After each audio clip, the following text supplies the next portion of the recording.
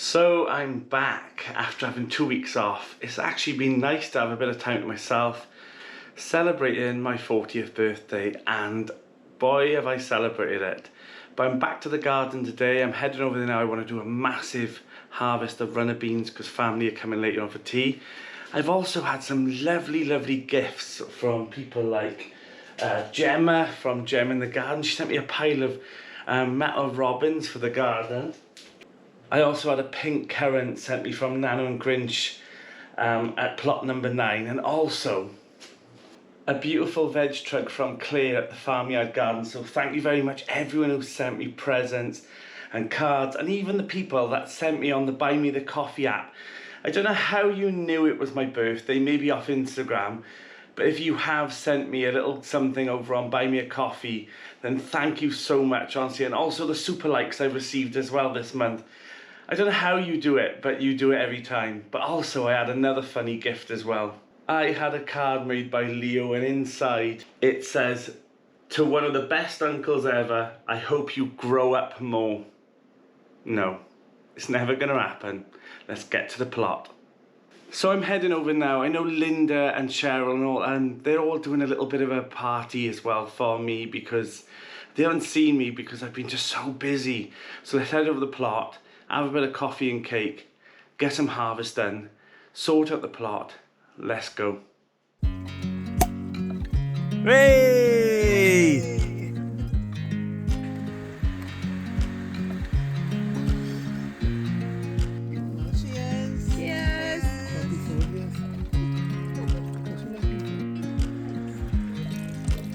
How big do you want these slices? Oh, big one.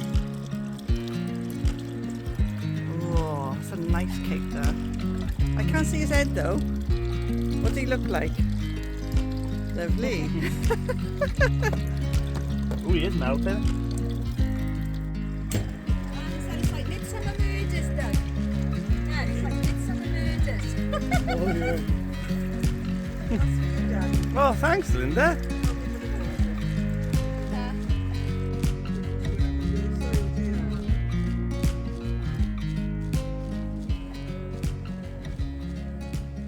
Well, that was really nice to have a nice little plot celebration. Probably too much Prosecco, but Linda and Cheryl, they do like a celebration and also plenty of cake. I want to show you the seeds I've got planned now for the end of summer. I can't believe we're saying end of summer already because it feels like, I don't feel like we've had a summer at all, does it? So I'll show you the seeds that I've got now so that you could perhaps prepare them as well and sow some now if you've forgotten, or if you're thinking, what can I put in this bed? What can I do for winter? So let me show you what I'm going to be doing. So the seeds now you can sow, and I mean, usually I'd sow these probably about 2 weeks ago, but the weather, as we know, has been absolute crazy. So I've left it another 2 weeks because there's plenty of time, you know, there's plenty of time to do it. So if you haven't already, get some of these seeds in. So I've already got in 2 Nero kales, which are about a foot high now, but I'm going to sow some more kales and also some scarlet kale. Now, I'm not actually a massive kale fan, but there's a nice bit of colour on the plot. It's just nice. It's something if you need it. I'm not a big kale person, and try and convince me otherwise if you want, but I've also bought some red Russian kale, and they're frost hardy as well. Now, they're absolutely beautiful. I'll pop them on the screen as well. So my plan is to have some greens, some purples and some red kales for the new plot and put them on some of the new beds I'm going to build. We'll talk about that later on. But yeah, I'm also going to be doing some coriander. I mean, those kales are probably for decoration, and also, like I said, if I need something to top up the brassicas on the plates in winter. So yeah, I'm also going to be doing some Golden Acre Primo 2. Now, normally I'll sow them as well, like at the end of May, June time, but you can sow them as late as July, but I'm doing them a little bit later. And also, these ones are absolutely beautiful. These are from Real Seeds. Now, these are called Ironhead Savoy Early Winter Cabbage. Now, I've done these a few times and they're absolutely stunning. So they're a good cabbage to do. So if you're thinking about doing a winter cabbage, maybe try a Savoy. I'm probably going to be doing a pile of Savoys this year. I'm going to do some in buckets, which I'm going to put in the greenhouse, which I'll talk about that in a later video. I'm also going to do what I normally do and put some in the polytunnel. I've decided what I'm going to do is I'm going to do one side for some winter cabbages and the other side for spring cabbages, which I'll also sow in the next couple of weeks as well. And normally I do like in April. There's a cabbage called April, which is absolutely beautiful. I love that. I love a spring cabbage. It's one of my favorite things, especially if you can get them a little bit earlier. Now, if you've got a polytunnel or you've got a greenhouse and you're thinking, what can I sow in there? What can I grow? Once those tomatoes come out, pop them in. Pop them in, start them now in modules, pop them on a little bit, and then they're perfect to use in your polytunnel or in your greenhouse over winter. And I tell you what, you get them a good couple of weeks earlier than if you had them outside, and also less slug damage, less winter damage, and they're just beautiful cabbages. And I had some beauties in there this year. So yeah, I'm also doing coriander, which I mentioned, and this is a perfect time to be doing coriander now as well. Temperatures are starting to get a bit cooler, less chance of it bolting. Put in some of the shady areas on your plot as well. If you've got some, coriander's a perfect thing for you to be sowing now as well. So that's what I'm going to be doing. There'll probably be a few other things later on, so maybe some lettuces and salads as well for the polytunnel. But yeah, it feels like we've not had the year we should have had. Am I right? Now, while I'm talking at the fig and olive, look at this. It's absolutely beautiful. I put this on the archway last year and it didn't come to nothing, but as you can see, it's starting to flower now, and this clematis is just absolutely stunning. I'm glad that it's going to start to climb over this now, and I mean, it's beautiful. While we're on the subject, I mean, look how beautiful these are. They're absolutely stunning. The cosmos is starting to come through now, which I'm pleased about, because I thought that they weren't going to come to anything. I mean, these are a mixture of ones. I think these are called seashells. But as you can see already, some of the sweet peas now, they're starting to dry out, and I'll be saving these for seeds. I definitely need to mark these ones up.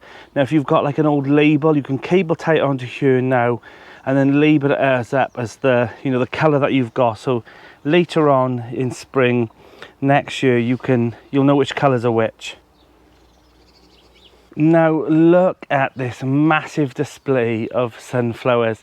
They are absolutely stunning. I mean, there is at least 25 of these beautiful short sunflowers, and they're a favourite of mine for sure.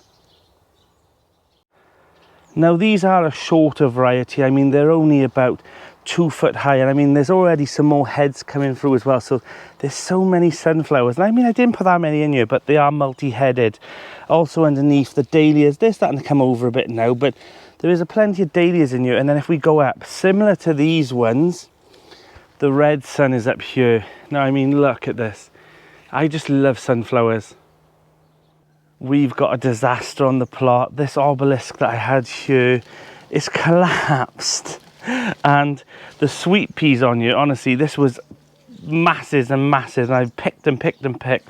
I think it was just too heavy. So this will be my main seed storage from this area. I mean, I've got some beautiful colours in here as well. So yeah, I definitely need to be cropping some of those and harvesting some of these pods soon.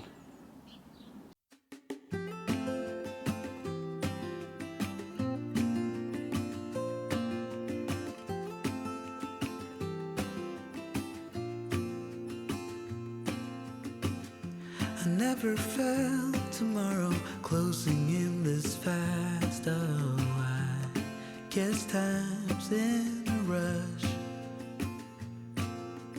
Leaves are falling down, but at least they grow back, while I'm on a one-way track. Now I know what it means to grow old. Yeah, now I know the time I've got, it is just enough to get by. Yeah, it is just enough to get by.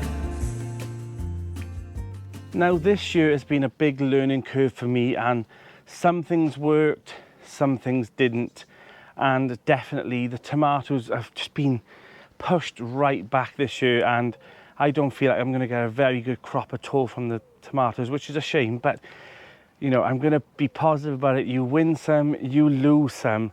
And also another thing which I'm a little bit disappointed about is this P frame that I put up. Now don't get me wrong, it's worth a treat. You know, I've got plenty of beans on here, but for some reason this wall of it didn't seem to get as many flowers as I hoped, and I don't know whether or not it was because it was in the shade. And I also got an infestation of blackfly in here, which was a shame. But you know, and the worst thing is I planted a lot of nasturtiums as well, but for some reason they've attacked this one area a lot. But there doesn't seem to be as many beans on this area this year compared to this plot. Now, I mean, look how many flowers are on here. It's laden with flowers and also a mass amount of beans. I mean, right, let's harvest some beans, I think. Now, I forgot the trug that Claire bought me from the farmyard garden, which I'm going to go get in a bit. It's starting to cool down now, which is perfect for me. I'm going to harvest a pile of beans. I've got a basket or something here anyway, so let's get that done. I'll pop home then, get the trug, and I'll give you another little look of it because there's so much detail on it as well. But yeah, plenty of jobs to do, but at least it's cooling down a bit now. And I say that as if we've had such a scorching summer, and we haven't. I'm not going to moan about it. You know, this year has been a complete flop for me and for many, many gardeners. But, you know, you'll get successes and failures in the garden, and every year is different. But you just grin and bear it and just think, what will be, will be. Que sera, sera. Also, do you remember the carrots that I sowed from that sifted compost? Now, don't get me wrong, there's quite a few weed seedlings in here because obviously this is old compost. But majority, there's quite a good germination of carrots in here. So I'll give this a good watering today, and I'm happy with this bucket. I'm very happy with it. So I need to do a couple more and then pop them in the greenhouse. But yeah, overall, I'm happy with this. Now, overall, I am happy with how the plots turned out. They weren't to the grand scale that I planned, but I'm happy with them. You know, you can never predict everything, and you can sow all the seeds in the world and get amazing germination and plant them all out, and then you'll have something like a slug or another pest or just something that'll come in and just punch you right in the stomach with it. But you know, I've had quite a few trials and tribulations this year with broken ribs and new plots and disasters on you as well. But that's the fun of having an allotment, and I'm looking around and thinking it's not so bad. It's not so bad. You know, there's plenty of jobs to do, and definitely plenty of jobs that need to be done, you know, straight away. But enjoy your allotment plots, enjoy your gardens. Don't put all that pressure on. I've said this before, and you know, it's always another day. And also, does it matter if you don't finish it all? Does it matter? It doesn't. You know, as long as you're enjoying your growing space and you're gardening and you're getting out there and enjoying it, that's all it matters. There's no race for me. You know, when I come up here and I see a nice surprise of some flowers or some carrots or, you know, a nice ripe tomato, they're the little wins that I want. You know, I don't want these massive wins and then a massive failure. I'd rather have it as it is. But yeah, next year I'm gonna learn from my mistakes this year, try and better them for next year, and hopefully next year I'll have more time because things will be more settled here.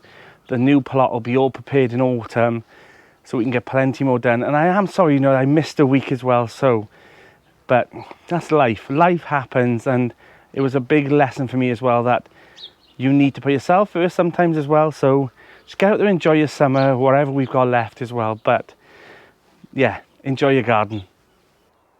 Now this is the leek bed, and for some reason, again, we've got a pile of nasturtiums growing in here. I don't know where these have come from because, yeah, maybe they've just self-seeded from the nasturtiums that are here. Again, we've got some blackfly infestation in here as well, but it happens. I'd rather them here than here. But as you can see, this side, very little flowers. So yeah, maybe I won't do this next year, or maybe I'll move this to the other plot because that seems to be where there's more open air and a lot more pollinators. But yeah, it is what it is. It happened. I'm moving on from it. But the leeks are doing okay. These are the second batch of leeks, and now, if you haven't already, make sure you start netting these up from the allium leaf miner because It's that time again. I've also got the mold damage as well. I mean, they do pick the places, honestly. All down this path as well. And also underneath the apple tree. I hope to God that it hasn't damaged all the roots under this tree as well. I mean, fingers crossed. Now this obelisk, which is again the hazelnut branches, are actually, it's been amazing. I mean, it has given me crop after crop, and I mean, this one has been perfect. It's strange that this one over here, not as well. This one, I've had so many, and it's still flowering, but so many beans. I mean, there's still a pile more beans in here again now. So, yeah, right. I'm happy with this though. I'm not gonna moan, but yeah, this one has been a great success. So, yeah, you win some and you lose some. So this video pretty much is showing you the disasters and, you know, also the things that have triumphed as well. I mean, look at the positives I have. I've taken over another plot. I managed to get up 8 beds. I managed to get a greenhouse all sorted. I managed to get the tomatoes in, and I managed to get all the flowers in as well. But you always want to kick yourself, don't you, and think, God, I should have done more. I should have done more. But yeah, and also pumpkins. You know, I lost half the pumpkins. The pumpkins now are romping away on the bed. So this happy. But let me show you the apple tree. But before we get there, look at this beauty. Look at this absolute monster. I've been pushing my luck with these for weeks, thinking, oh, I need to take this one up. I need to take it up. But I've kept it in. I mean, this is a feast. Now, weirdly, the corn hasn't gone very big this year. Whether or not it was the variety I did, but we have got piles of cobs on here as well, though. So I'm happy with it. There's piles and piles of cobs. The only issue is, because they're not so high, the rodents might take these so easily down here. But yeah, there's quite a lot of corn on these couple. But if you've got corn now, give them a little shake, and these then will drop down and they'll pollinate these, because all of these need to die off. So if you don't, each one of these represent a kernel inside the cob, so you need them all pollinated. So the issue with this apple tree is that on a plus there's plenty of apples on you, but if you have a look, yeah, they don't look too good at all. So, and I was warned about this tree by the previous owners that they've never had a good crop off them. So we shall see what happens with this tree. So if you've got any suggestions on this, let me know. Now, in amongst the pumpkin patch, if you go down, there's some pumpkins under there. Now, I think these might be baby boos, because there's a couple of little white ones there. And over here, there's quite a few flowers. Now, this one isn't. This one's a different shape as well. So I'm not sure what this one is. Let's have a look. Potato squash. So at least we've got some pumpkins coming. So things I'm going to change next year. So I'm going to grow more potatoes. I'm going to get a few more buckets. I think I'm going to get another 10 buckets of those. I'm going to set up a watering system. I might even pop to Tony's at Simplified Gardening as well, and take a little bit of a gander around his plot, which I've shown you on a few videos, but I'll go up there and we'll have a look at his watering system as well. But I've got something in my mind as well that I want to do, which is obviously not the same as Tony's, but I'll show you his and how his works. So I want to do a little bit different with my potatoes. I want to have a bit more of a consistent watering on there. I've got a watering system set up for the polytunnel, but I got a few things I need to do with that as well, so that is all hooked up to the sheds. And also I want to make sure that the fruit cage all gets in and the shed is definitely being done before autumn. And also a pile more raised beds and a pile more things are going to be changing as well. So some of the fruit trees are going to come up from the grapevine plot, which obviously I've given up. And also I want to put more beans in next year. Now the reason is because these have been an absolute godsend as well for me and my friends and my family, and also for storing ready for winter. Now I'm going to go over now and prepare the runner beans that I've just harvested. Now I use just 2 things for my runner beans, and people are always like, what? Because I see people using a knife and trying to take out the strings on their runner beans. Now if you've got an idea of how you do yours, pop it in the comments below. But I use a scissors to cut off the ends, and then I use a potato peeler and I just peel down both sides, and they're perfect. I don't boil and then put them in the freezer. I give them a good wash before I peel them, and I put them in the freezer, and then they're always okay for me. You know, I know some people blanch them and then put them in the freezer. Each to their own. I don't leave them in the freezer that long enough really, so, and they've always worked okay for me, so that's the way I do it. But yeah, I've got a pile of beans to process now. So pop in the comments below how you process your beans and the method you do, because my mum won't use a potato peeler, which I do. I find it easier. She likes to sit there and delicately, you know, take off the peels. And also then some people cut like a zigzag on them. I do that. And also with the French beans and also the Blauhilde, with those I just chop off the ends and then just chop them up with the scissors, and it's just easier. You know, don't make things complicated. Bang them in the freezer, make sure you label them up with the right dates, and yeah, you're off to go. But I'm going to definitely do more beans. That's on the agenda, to put another row of beans in next year so that I've got a good stock ready for winter. So yeah, that's my plans. Now, as I've mentioned, we are now planning for autumn and winter. Now, this is the time where definitely be sowing things like cabbages for, you know, winter and for spring. But, you know, it's also the time where you start thinking about storing your seeds and make a plan for next year. Don't leave it till spring, because that's the worst time to do it.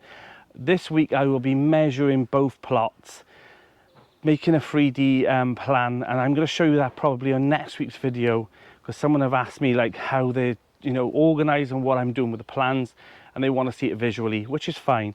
I'm going to do that for next week, I'm hoping.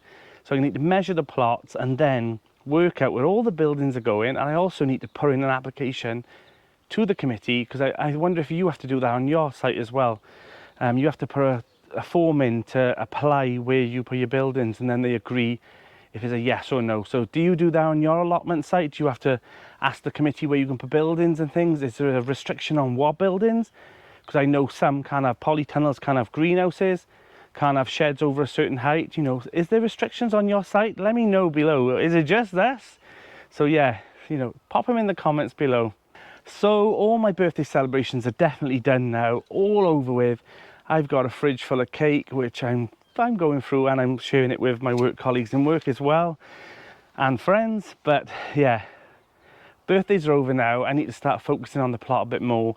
Thank you so much for everyone, like I mentioned, who've bought me a coffee on Buy Me a Coffee, and also who've like become a member on the channel, which is amazing, and all the messages and all the cards and even presents that were sent, like I mentioned. Thank you so much for everyone who's contributed towards my birthday and made me smile throughout the week of July. Also, one thing that I do want to share with you sometime in the future, and if you're interested in it, pop it in the comments as well. I thought I'd show you the hospital I work in. We've actually got a walled garden there, which originally used to grow all the food for the hospital that was on the, you know, on the site before they built the new one.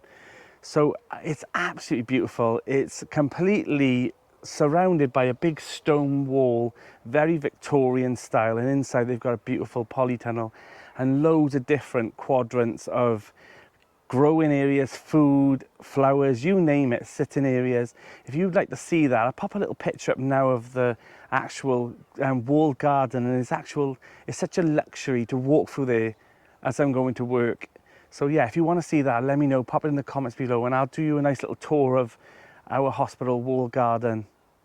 Now, I'm pleased to say that the coriander that I put in are starting to flower, and I have to admit, the scent on these are absolutely amazing. So if you're thinking about getting something for some height and also something different in your garden, these are absolutely stunning, and they're definitely staying, and I might even buy some more. And in the back you can see there's some hollyhocks, and also one of my favorites, the pink flamingo grass is starting to show everything. And at the back I can see the sweet peas and also an artichoke that's finally starting to come to bloom.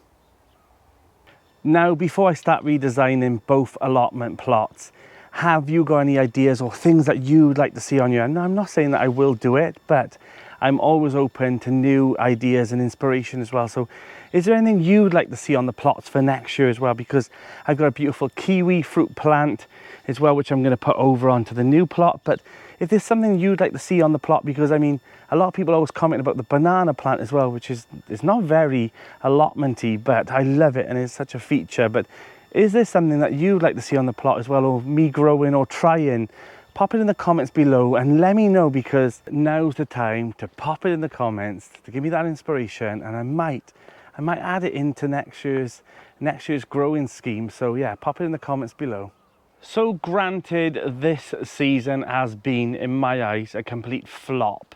You know, I've had some good harvests, and I've also had some poor harvests, and I've also had some good weather, and I've also had some horrific weather. But overall, I will take every season as it comes, and maybe we'll have a mild winter, maybe we'll even have an Indian summer. Who knows? It's all the fun of gardening. I'm Danny, and this is Grow Up.